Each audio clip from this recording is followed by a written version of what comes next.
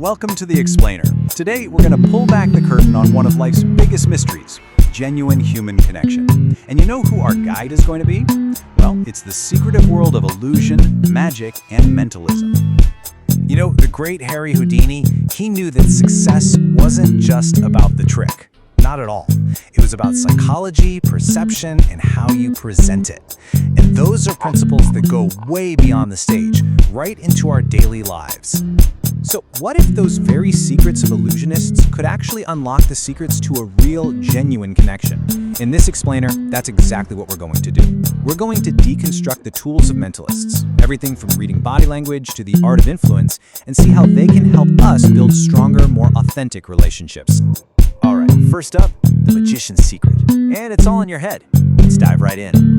You look at modern mentalists like, say, Darren Brown, and it really seems like they're performing miracles, right? But the real secret, it isn't magic. Nope, it's a really deep understanding of human psychology, how our minds actually process the world around us. So Brown uses this powerful cocktail of methods. You've got your traditional magic techniques, a bit of hypnosis and suggestion, reading body language, all the way to cognitive psychology and misdirection. But here's the key takeaway, the most important part.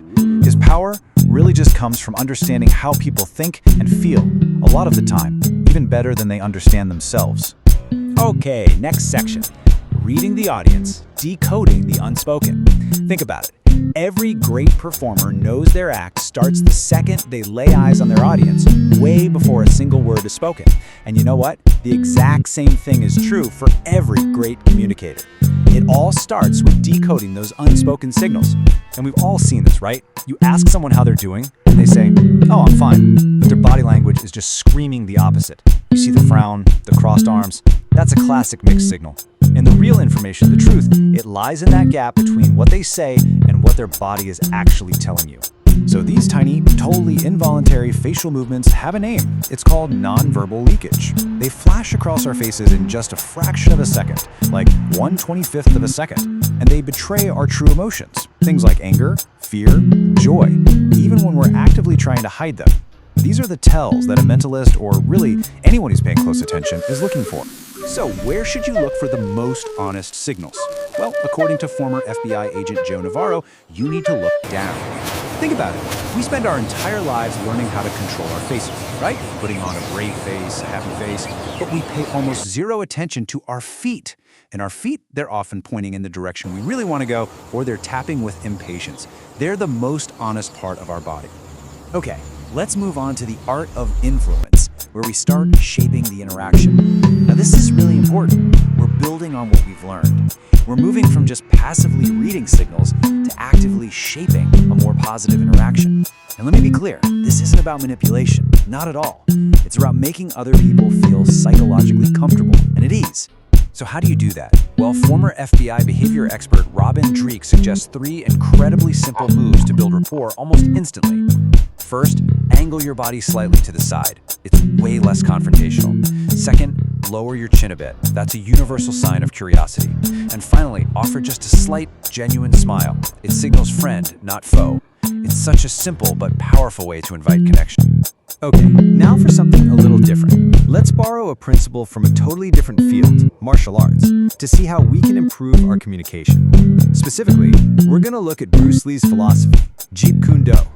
Alright, so 2 core principles of Jeet Kune Do are economy of motion and the stop hit. In a conversation, economy of motion just means being direct, efficient, no waste of words. But the stop hit, that's really interesting. Instead of dodging a mixed signal, you intercept it. So if someone tells you, "I'm fine," but they look really upset, a stop hit would be to gently say, "Hey, you say you're fine, but you seem a little down. Is everything okay?" See? It's direct, it's honest, and it opens the door for real communication. But, and this is a huge but, there's a critical line we have to draw. These tools of influence, they have a dark side. When the intention shifts away from connection and toward control, that's when we cross over into manipulation. And a classic textbook example of this is love bombing. And the difference between the two is just stark. Genuine affection feels comfortable. It grows steadily over time. Love bombing, on the other hand, is way too intense, way too soon. It feels overwhelming, It demands constant attention, and it's all about creating dependency. One fosters independence, while the other completely wipes it out. It's really the difference between earning trust and trying to manufacture. So, after all of this, all these techniques, these nonverbal cues, these psychological strategies, what is the single most powerful tool for human connection? Well, here it is, the final reveal. Yeah, it turns out the best technique is no technique.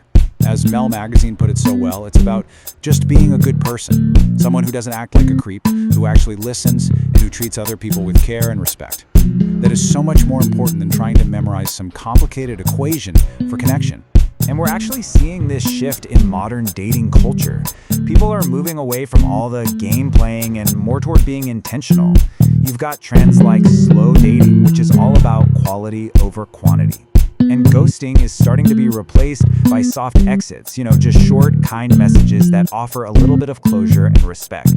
It's this bigger cultural push for accountability. And right at the very heart of this shift is the foundation of all true connection: active listening. And what does that mean? It means being fully present, it means putting your phone away, it means asking open-ended questions, and maybe most importantly, creating a safe space where someone can actually feel vulnerable without being judged. All right, so let's get into the connection. Why is authenticity so magnetic? Why is it so much more effective than any mentalist trick you could ever learn? Well, it's because our brains are literally wired to be drawn to genuine self-expression. This isn't just some feel-good idea, it's rooted deep in our psychology. Believe it or not, the science backs this up. Research has actually found a direct link between creative activity, which is really the purest form of self-expression, and mating success.